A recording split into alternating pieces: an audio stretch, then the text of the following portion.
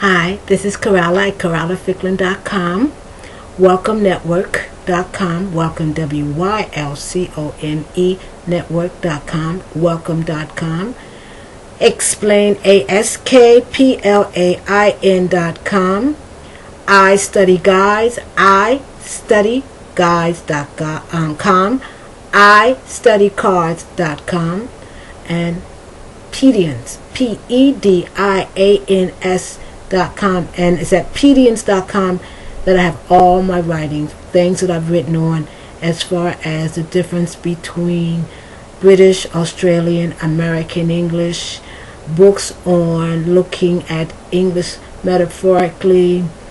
If you want to get study cards, iStudyCards, iStudyGuides,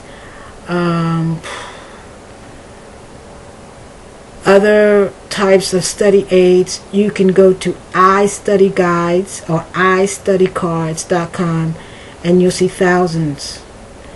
And we have not just cards and guides, we also have audio, and a lot of the audio has more to do with how to pronounce vowels, consonants, diphthongs in English. And there are special things for Spanish speakers or people who come from a Latin-based language.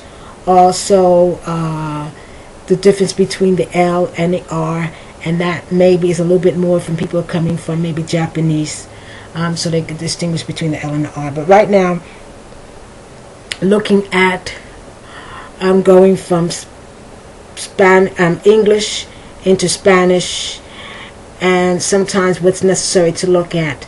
In the other videos, I was talking about the importance of recognizing if a noun is masculine or feminine. And although in most times it really won't make that much of a difference if you say la coche or el ventana, la libro, it's incorrect, but it's like saying a apple, a egg, instead of an apple, an egg, or John don't know versus John doesn't know, or maybe even I don't know nothing versus I don't know anything. It's incorrect English.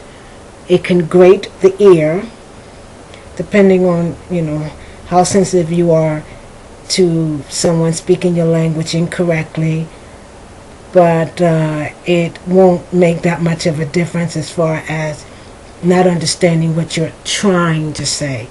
You're saying it, and you're saying it badly, but sometimes the difference between la versus el, for example, el batería versus la batería, el cura versus la cura, el final versus la final, then there's a difference. Then there's a difference in el arte versus las artes, like Bellas Artes in Mexico City, in El DF. Then there's a difference.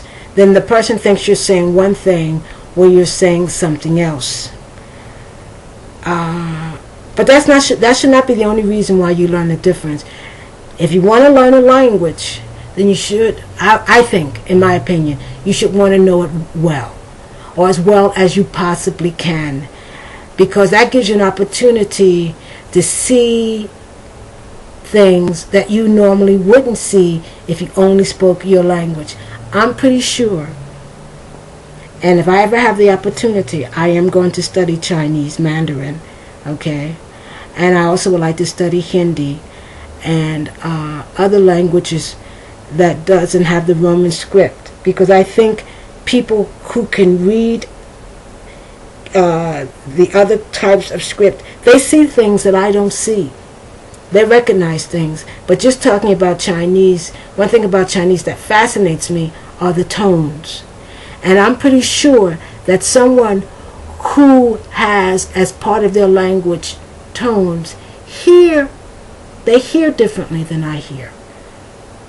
because I'm not used to hearing tones, because I know that once I learned Spanish and a little bit of French, and I began to be cognizant of accents, and that's what I wanted to talk about today. You hear things differently. It's not always noticeable, but there's a difference. There's a difference.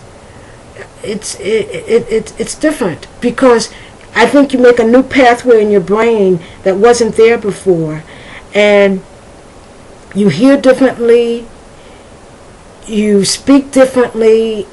There's differences. Accents are important in Spanish. Excuse me. Accents are important in French, or in any Latin-based language. Accents are important. We have accents in our language, like if you want to say it correct, resume or resume. You know, you have the E with the accent, you have the two E's with the accents. But if you put it or if you don't put it, now if you put it, then I definitely will say resume. If you don't put it, then it becomes a homograph, because it could either be resume or it can be resume. Okay, to resume something is to start something over again. Okay, but a lot of people don't put it.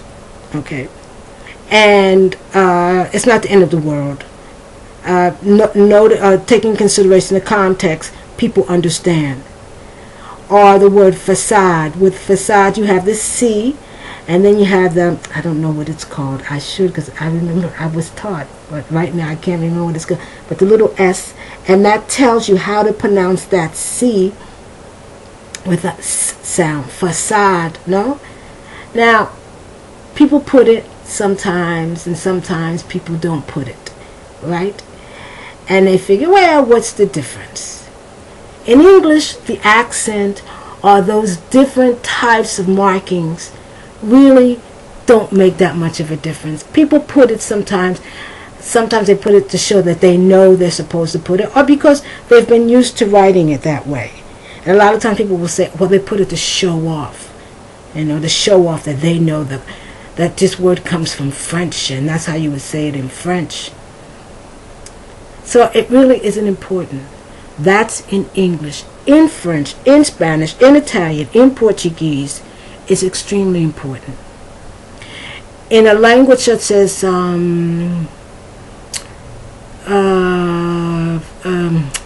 Spanish, it's important because it tells you how to pronounce the word. Not all the time. For example, the accent, you have the word tu, T-U. You have the tu with the accent over the U, and you have the tu with the no accent. That more or less tells you when tu is a subject pronoun versus being the modifier. Oh, it just went right out of my mind. Your, you know, tu coche versus tu eres. All right, tu eres is you are versus tu coche, your car. The term just went right out of my mind, but you get what I'm saying. The tu, the subject pronoun, versus the when it's the adjective modifying possessive adjective. That's what it is. Getting ready to say, my goodness, I'm forgetting my language. So it's important. So there, it's just to help you to distinguish. The same thing with el y el. Okay, el with the accent says it's he, subject pronoun, versus el being the. All right, well, time is up. We'll continue again talking about accents and the importance of accents and learning the accents, because in the other languages it's not because it's exotic. It's because it's part of the language. It's part of how people express themselves in writing. And when they're speaking, they see those accents in their head, because I see them in my head when I am saying hablo versus hablo. Okay, this is Coralla Ficklin at CorallaFicklin.com. PDS.com. You can pick up you can download all my writings. Thank you.